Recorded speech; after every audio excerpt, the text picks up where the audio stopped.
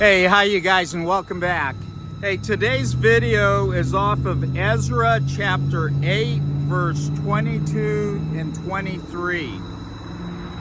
And I have named this Man's Hand, the Enemy's Hand, and God's Hand are all seen within these verses. And actually, I think I went to another 31, as far as verse 31 in chapter 8.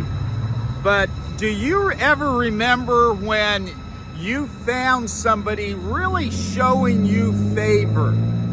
I mean, whether it was your mom, your dad, friends, or family, they just said, I'm gonna do for you something special.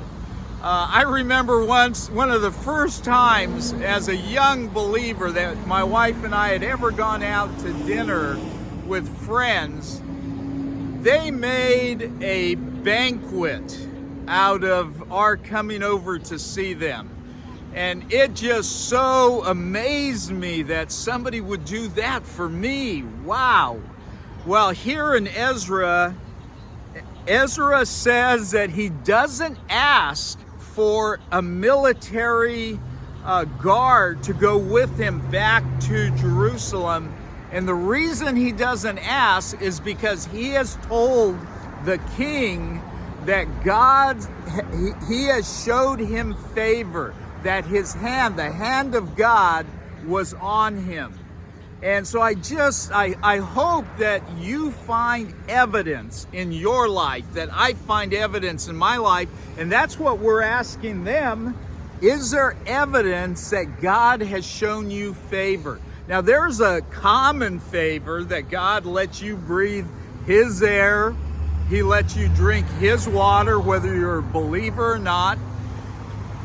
But is there evidence that God's hand is showing me favor? I hope there is. And there's three hands involved in these verses.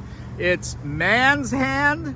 Ezra declares a fast even, and he is seeking God's face. So with his hands he goes to prayer. The enemy, it says the enemy's hand, the hand of the enemy and the ambushers. By the way, God stopped the hand of the enemy, and God's hand is in this. So let's go ask them.